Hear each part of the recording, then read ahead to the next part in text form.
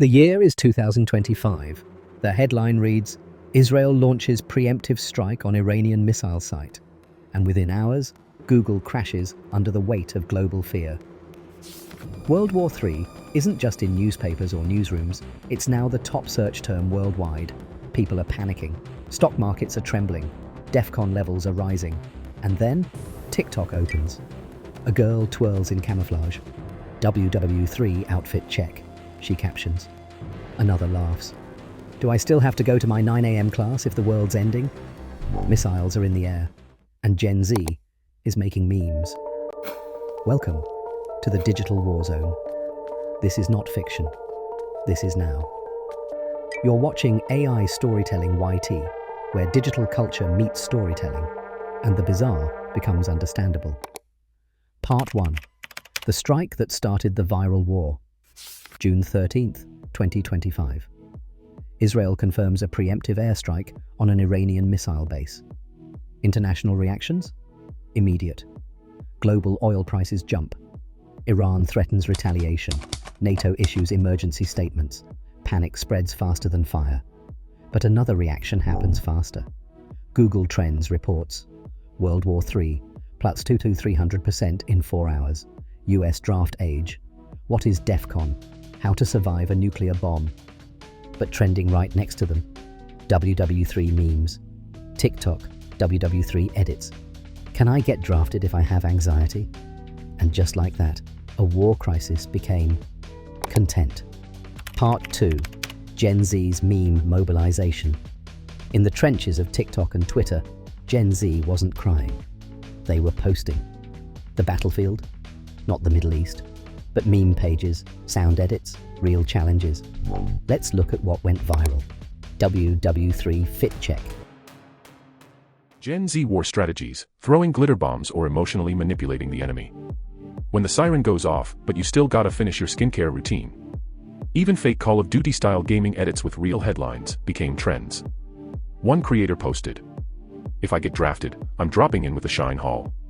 It was surreal, but also deeply revealing. Part 3. Psychology of the posting generation. You might ask, why the jokes? Why memes in the face of missiles? Psychologist Dr. Caitlin Brunner explains, humor is a survival mechanism.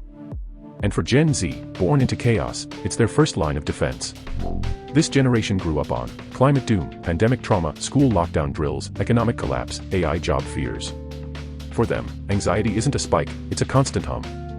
They've seen apocalypse headlines since they could read. So when global war looms, they don't scream. They post. Memes become microcontrol in a macro crisis. Part 4. The data behind the laughs. Here's what the internet looked like the week after the strike. Hashtag WW3 memes, over 600 M views on TikTok. Reddit threads gained 100k plus comments in 48 hours. YouTube shorts with WW3 aesthetic edits got millions of views. Twitter saw a 10x spike in Gen Z meme threads about the draft. Even Spotify saw WW3 playlists being made. Meme culture wasn't just joking. It was trending across platforms. Part 5. When memes get meaning. But not all memes were jokes. Some had sharp teeth, turning comedy into commentary. Creators began posting educational slides on the Iran-Israel conflict, linking to donation pages for war-affected civilians, debunking fake war footage being used by political accounts. One viral post read, "We joke to cope, but we post to educate. Learn what's happening. Misinformation kills faster than bombs." Another made a series. WW3 explained, in 60 seconds with memes. The line between LOLs and activism blurred, and that might just be the most Gen Z thing of all. Part 6. Is this humor or denial? But the backlash came quickly. Veterans from Ukraine and Afghanistan spoke out. One wrote, "I watched friends die. These memes feel like a slap in the face." Others warned, "Desensitization is real. War isn't fashion. Memes can minimize trauma."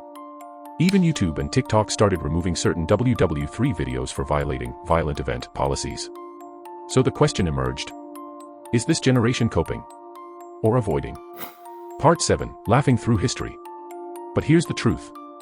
This isn't new. In World War II, soldiers painted cartoon pinups on bombers.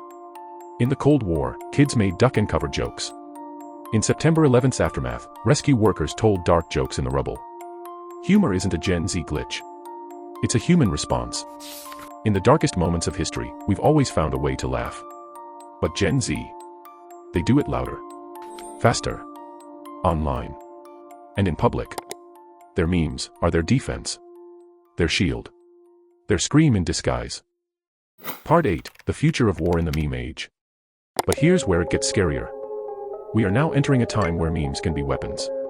Imagine deepfake leaders giving fake declarations of war. AI bots pushing meme propaganda. Meme accounts funded by governments to stir chaos. TikToks used to manipulate youth behavior on a mass scale. In this new world, the front line might be your feed. The battleground, your mind. And the next war might be fought in likes before missiles. So what do we take from all this? Maybe Gen Z isn't laughing because they don't care. Maybe they're laughing because that's how they show they care. Because fear without action becomes paralysis. But fear with humor becomes survival. So the next time you see a WW3 fit check or a TikTok about dodging the draft, look deeper. There might be a cry for help behind the LOLs. Or maybe, just maybe, a protest in disguise. Do memes desensitize us? Or do they remind us we're still human? Comment your thoughts below. Subscribe to AI Storytelling YT, where the internet's wildest moments get unpacked with reason, history, and heart.